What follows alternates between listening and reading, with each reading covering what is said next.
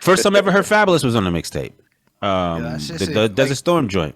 Like, I mean, at this point, like, I know this is a real thing that was everywhere, and it's like, but it's still like the idea of going to the mixtape guy when like all I can remember is going to the music store and copping tapes and then CDs, but like it was always official releases, right? Like, it's just wild that there's all this undercurrent of music that just exists. That mixtape was what the crazy part $5 is it made me realize that anybody I ever liked in music has probably hundreds of songs I'm never gonna hear. Not just like absolutely, I can't hear them. They're just never gonna happen. Absolutely, and that fucked me up. There's certain songs that, like, if you played them in a club to people of a certain age, like look at this, like Jadakiss, when he did the verses, and that he did a fucking freestyle. You know what I'm saying? And it's like everyone knows it. Everyone like you know, but if you're a real Jadakiss fan, then you know it. Right, but like there's no place that you could have gone to hear it if you didn't have the mixtape. Shout out to Dat Piff too, because Dat Piff keeps a lot of those mixtapes alive. A lot of facts. Dat Piff is the only place that you can still probably find some of these old mixtapes and shit. But a lot of those joints back then, they can't go on these streaming platforms. Right. Because of the copyright restrictions, because you're on somebody else's beat, that it is a famous song, and they're just not okaying that. They're just like, no. And then especially because back then, a lot of that shit was like, what were you trying to prove back then was like, I could rap over this song better than the person whose song this is. Facts. To which a lot of people felt like a lot of the artists like would say in interviews like, yeah, no, fuck his version. Like, fuck somebody else's version. My shit is my shit. Fuck everybody else's version. You know what I'm saying? Like, so, once streaming became a thing and it became like a licensing thing, everybody was like, oh, I don't care about the freestyle. I don't want to get sued over this. And the artist whose beat it was like, yeah, no, fuck you. I'm never fucking signing off on that. So there's this whole catalog worth of music that like we all heard that like a lot of people just still don't even know exists. Yo, that's the wildest part of it all is like. And it's even crazier when you think about beef, right? Because the most disrespectful thing to do when you were beefing with somebody was to take their beat and then violate them on their own beat, which there's probably hundreds of diss songs that are lost to the ages. It isn't a diss song, but there's even a back and forth between like Jay-Z and Joe Buttons, right? So Joe Buttons, he got the pump it up. And I think Jay-Z wanted that beat or some shit. So she took it, and he starts the song like, "Give me that beat, fool! It's a full-time Jack move." Jack move. Yeah. And then Joe Buttons, being upset, took it back, and then he like released another version of it where he was rapping over it. And it's like you could probably find that someplace on the internet, but like, I feel like that's gonna be out there. Plus, it's Joe Budden, which is, I mean, he's not Jay-Z, but he's everything about his life is on the internet. I mean, maybe, but I guarantee you all of those freestyles ain't on the internet. Like, there's a whole bunch of like still like just period stuff that we look. Biggie, there's a fucking version of Unbelievable that I uploaded to YouTube like maybe 10 years ago because I just couldn't find it on YouTube, and it's still there because who the fuck has like Biggie rapping over fucking what's that? Mad Lions. Oh yeah.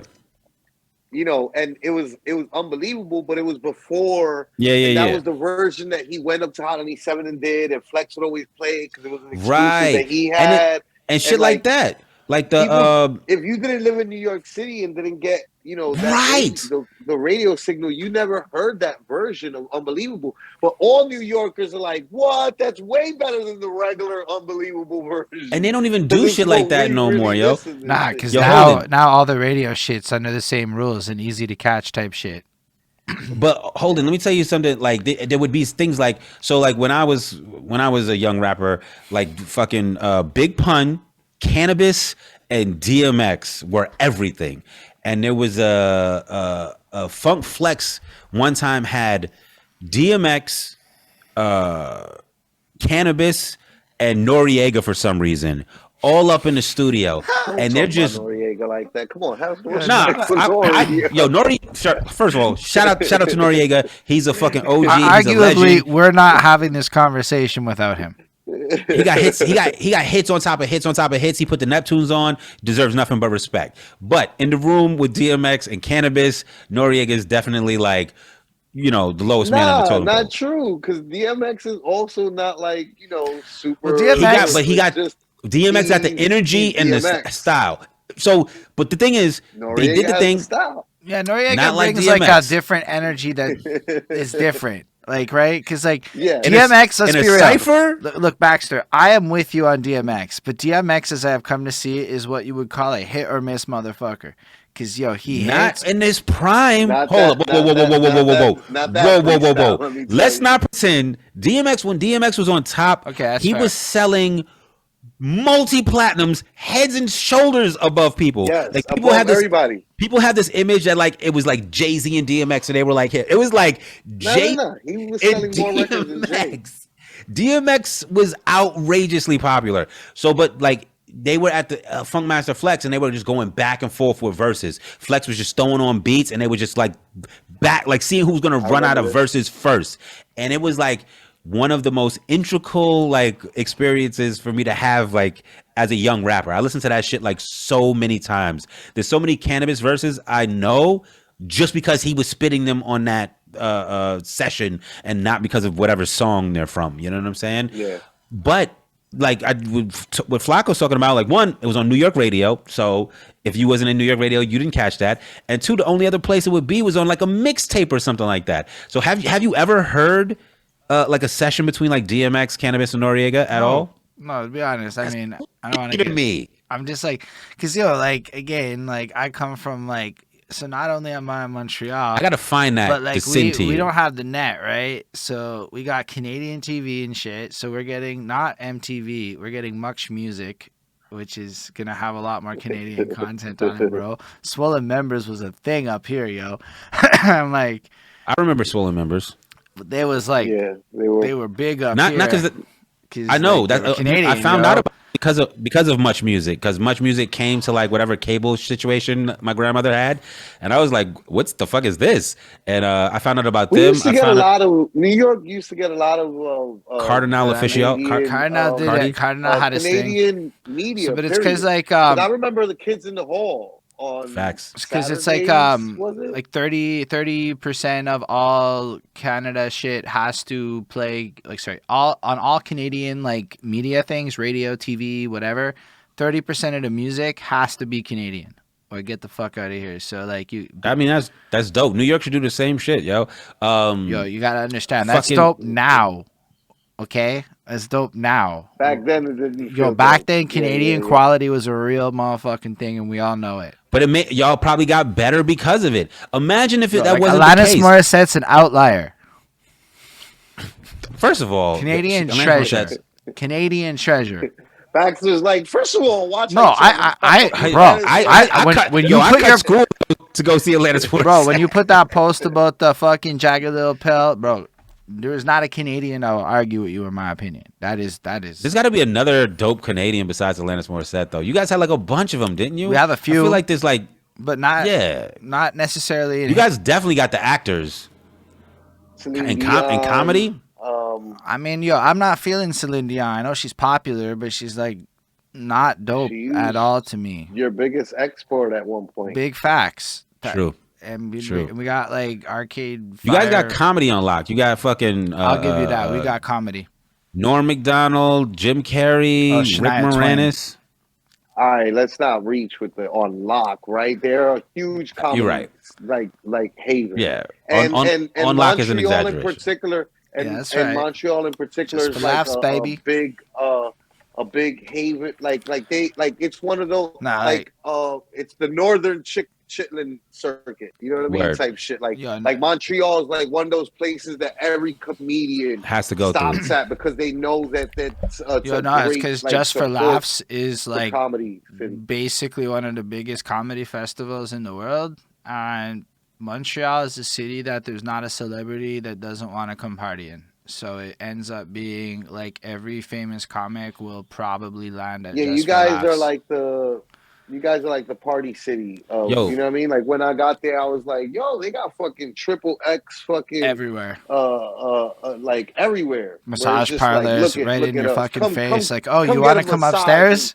and get. Speaking of like, Montreal, though, did any of the people that you've interviewed from EODUB talk about how your city treated us? Not in the least, yo. Let me know, because I would love to know. Let me tell you my experience. I'll say this. This is the caveat. I had a fantastic time in Montreal. The rapping was amazing. The city was fucking dope. It was like the last warm day of the year. Had a blast. Fucking, what year is this? This is like 2018, 19. Okay. EODUB, New York City. We all get in a fucking a Sprinter van. We're like, yo, let's go up for the Montreal World Finals. Bet. It's like me, James, Vice Versus, Poison Pen, Mozzie, Osiris Anthem. I'm probably leaving some people out too. It was fucking, we went up there, right? Roster. I think Zoo was with us too.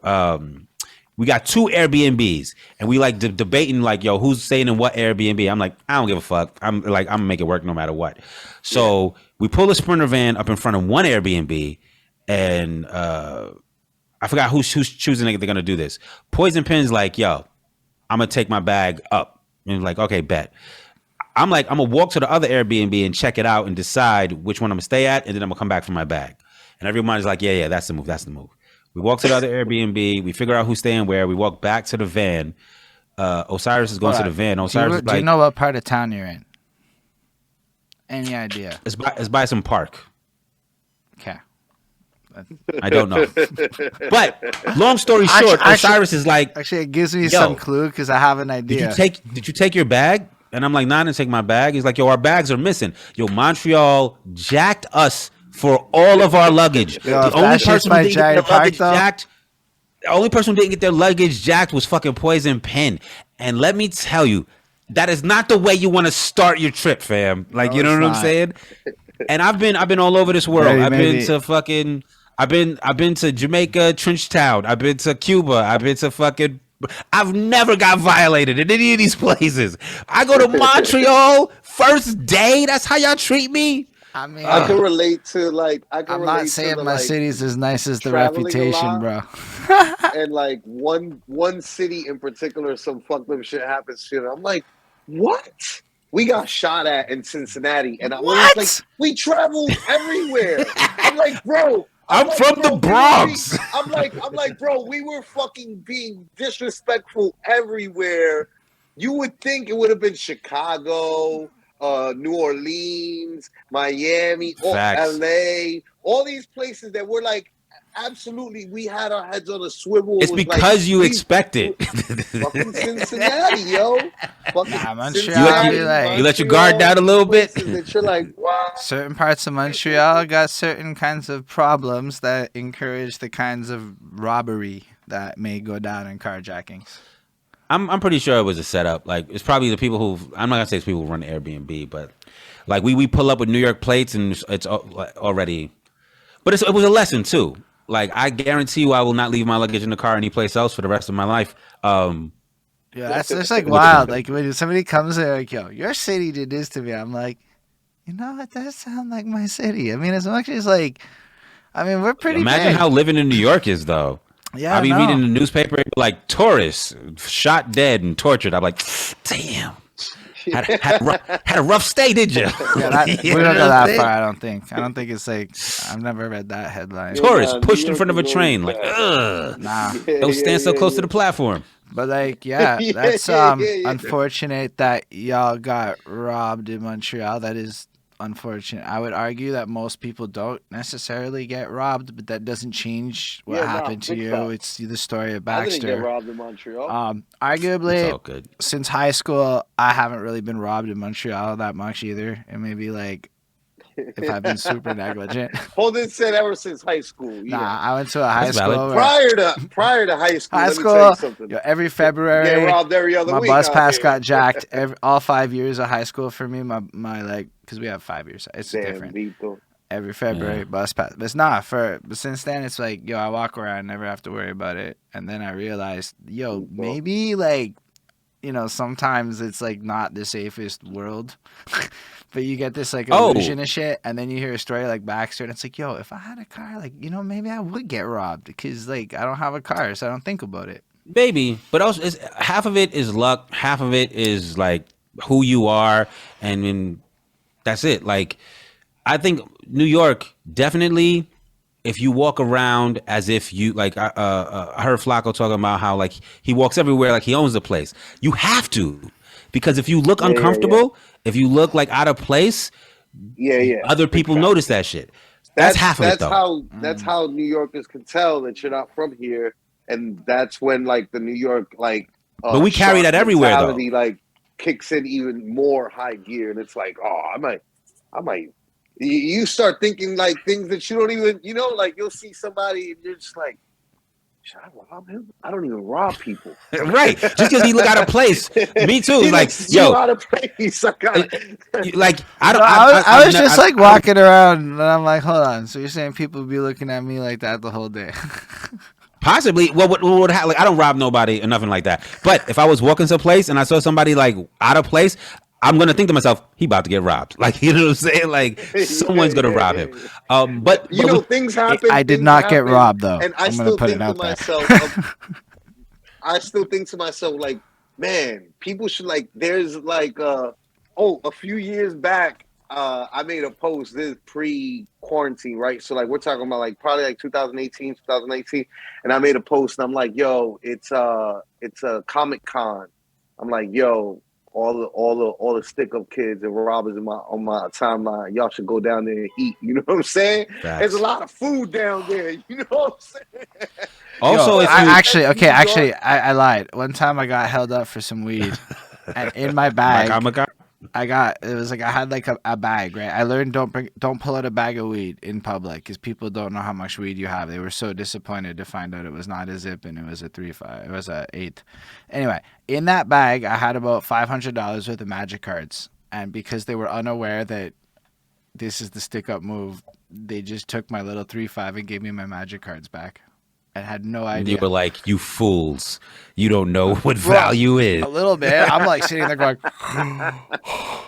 my prayers. My gosh. Because that's what it is with magic cards. But you know what? If they would have took the magic cards, it would have narrowed down the suspects. It's like, I want some, next time we go to a fucking magic tournament, like the gangsters motherfucker there.